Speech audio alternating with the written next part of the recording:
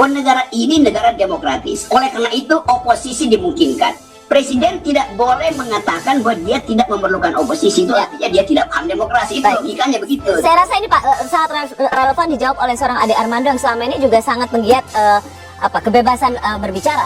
Ya, saya sampai sekarang nggak ngerti kenapa isu oposisi ini menjadi seperti inti dari pembicaraan kita mengenai. Loh, presiden bilang begitu, dia tidak perlu oposisi.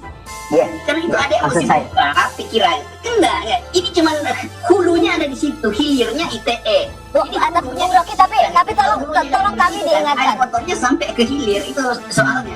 Oke. Begini, Bung Ade, sebentar. Bung Rocky. Posisi. Aku ingatkan dulu penonton, kapan sih presiden bicara bahwa dia tidak membutuhkan oposisi? Saya nggak tahu, saya nggak tahu. Tapi no. Saya justru mau nanya ke Bung Rocky, mengingatkan kita kembali, kapan persisnya ini buat Bung Rocky Gerung, kapan persisnya, tolong ingatkan kami kembali, kapan persisnya Presiden Jokowi mengatakan secara lugas seperti itu tidak membutuhkan oposisi.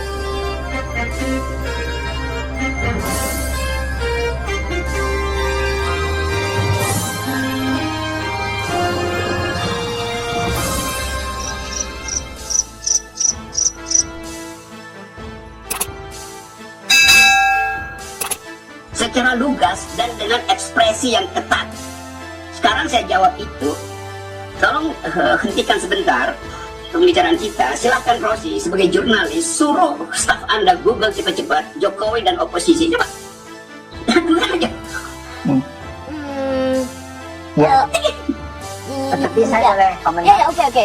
Saya coba ingat tidak membutuhkan oposisi. Apakah itu dalam forum? Oposisi itu bukan demokrasi Pancasila. Oposisi itu tidak kita perlukan. Oposisi itu menghalangi macam-macam. Cari pidatonya itu di belakangnya ada masa tuh pidato presiden begitu. Masa jurnalis nggak pernah tahu soal semacam itu? Silakan Bang Ade, apa Anda melihat ini sebagai sebuah pidato presiden yang dipegang sebagai karakter seorang presiden yang otoriter? Ya jelas dia ucapkan itu. Oke, saya mau tanya Bung Ade. Oke. Ya, nggak tahu itu kalimat pertama, saya juga nggak tahu kalimatnya seperti apa, konteksnya apa. Ya, nah karena saya nggak tahu kalimatnya, saya menghindar dari pembicaraan itu, Rocky, ya. Oke, saya nggak mau. Karena itu saya katakan tadi bahwa kalau hulunya nggak diberesin, nggak ada gunanya saya juga bicara. Jadi kedua memang isunya yang saya tahu kita sedang bicara tentang seberapa jauh kita bisa mengkritik, mau oposisi mau saya sendiri sebagai pendukung Jokowi, saya boleh nggak mengkritik? Misalnya urusan Jerry, Nuril Baik yang saya sebut, Berita Mulyasari yang saya sebut, ya itu sama sekali have nothing to do dengan soal Pak Jokowi, tapi mereka kemudian terkena efek dari keberadaan Undang-Undang ITE. Makanya saya setuju bahwa Undang-Undang ITE ini perlu direvisi. Adapun mengenai Pak Jokowi, pernyataan dia tentang oposisi saya enggak ya kritik, kita kan bicara tentang kritik. Enggak, karena saya begini, saya baru mendapat begini. Tadi kan mencari sumber. Ini yang apa yang dikatakan oleh Bung Rocky ini penting. Benarkah seorang presiden mengatakan tidak membutuhkan oposisi? Saya ingin diminta dengan rendah hati mengatakan tolong ingatkan kami.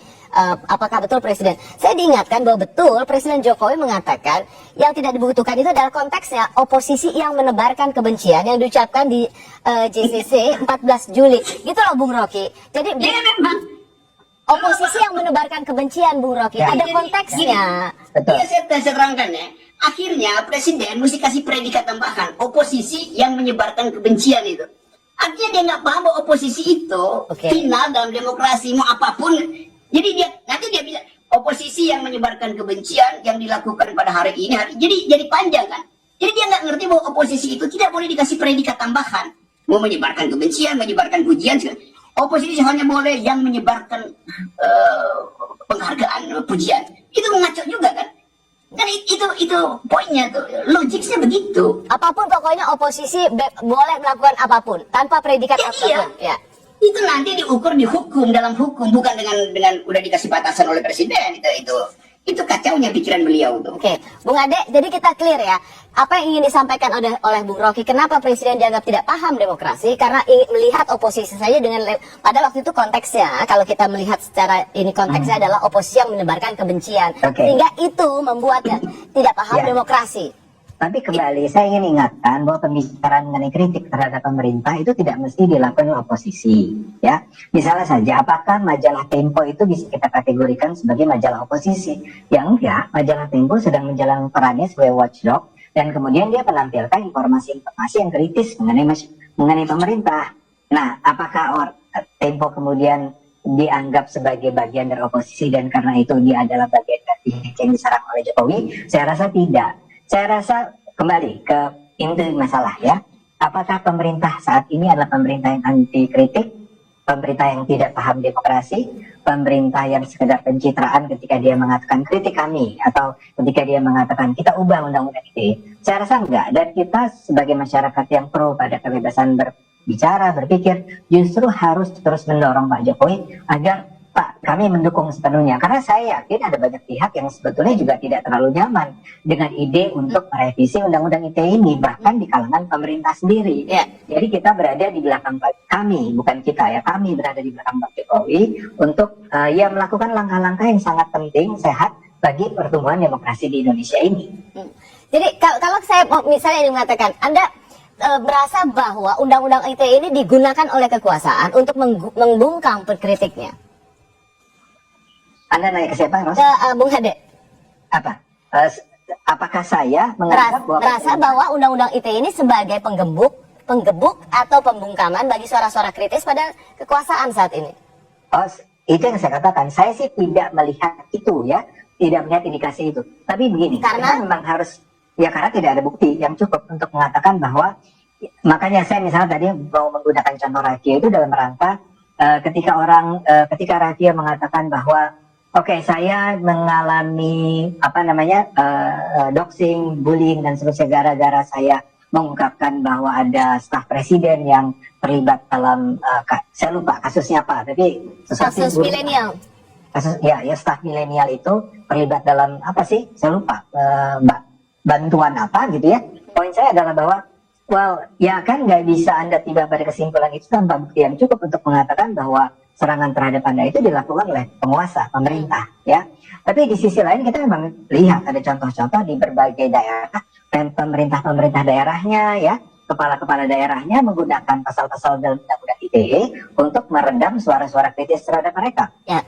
Yang saya katakan adalah bahwa kalau dibilang bahwa pemerintah kekuasaan itu meredam suara kritis dengan menggunakan undang-undang ITE, maka jawaban saya adalah saya rasa sih kalau Pak Jokowi ya, itu tidak. Orang-orang terdekatnya juga kayaknya tidak. Tapi apakah kementeriannya ada yang begitu? Ya, apakah ada orang-orang di partai yang begitu? Apakah ada bupati, wali kota yang begitu? Saya rasa ada. Ya. Nah, karena itu kuncinya selama masih ada undang-undang ITE, ya, sulit bagi kita untuk meniadakan kasus-kasus di mana suara kritis itu dibungkam dengan menggunakan sesuatu yang konstitusional sifatnya. Selama pasalnya masih berbunyi seperti itu, ya. Itu Bung Ade yang mengatakan selama ada undang-undang ITE siapapun bisa melakukannya atas dasar bahwa merasa dicemarkan nama baiknya tanpa harus melempar bahwa ini gara-gara ini karena berada di lingkaran Jokowi gitu kan. Oh iya. Oke. Makanya saya gunakan contohnya saya sendiri jadi korban tanda petik kan, ya. Tapi saya ke Bung Rocky dulu boleh untuk mendengar pandangan dia? Silakan. Bung Rocky? Selama presiden tidak paham demokrasi, tidak ada gunanya mempersoalkan undang-undang ITE. Kenapa Anda tetap di situ ya, bahwa Anda melihat bahwa Presiden Jokowi tidak paham demokrasi, sehingga tidak ada gunanya berbicara soal demokrasi. Dan memang karena ini menu utamanya adalah demokrasi itu. Bung Rocky, bagaimana dengan pertanyaan sederhana? Kalau seorang Presiden Jokowi tidak paham demokrasi, orang seperti Bung Rocky kan udah ditangkap dari dulu. Orang yang kritis juga banyak, udah ditangkap lebih dulu gitu. Kalau seorang presiden, saya terangkan sekarang karena saya nggak punya kartu anggota Muhammadiyah, nggak punya kartu anggota FPI, maka saya nggak akan ditangkap, nggak ada gunanya kan. Kan itu sebetulnya makro politiknya itu. Kan presiden baru bereaksi, oke, kita revisi undang-undang ITE. Padahal kritik itu sudah dilakukan oleh Asfinawati, Haris Asrar, Fadlizon, bahkan segala macam itu. Dari awal, dari periode pertama presiden itu. Sekarang kenapa presiden tiba-tiba mengalami pencerahan supaya undang-undang itu direvisi? Ya karena ditegur oleh Yusuf Kala dan SBY. Kan itu soalnya kan. Jadi dia mau nyogok supaya SBY dan Yusuf Kala nggak nyalonin diri lagi jadi presiden 2024 karena juga potensi kembali SBY dan JK misalnya kan. Nah, saya bukan mengolok-olok, tapi ya kita lihatlah burning isunya itu, momentumnya justru presiden baru ngomong itu setelah ditegur oleh Yusuf Kala dengan satire dan dikritik secara sangat tersamar oleh SBY. Kenapa baru setelah itu presiden minta revisi? Itu artinya presiden diskriminasi terhadap pendapat warga negara. Kalau SBY aja diladenin, kalau Yusuf Kala ketakutan itu. Kenapa kalau orang lain bilang revisi undang-undang ITE dari 5 tahun lalu terus menerus setiap kali ada seminar, webinar Ya, itu, baik, Bung Rocky. presiden dimana? Kita harus Karena break. dia tidak paham demokrasi. Tapi saya harus sudah dibilang harus break. Tapi ada pertanyaan saya mengusik.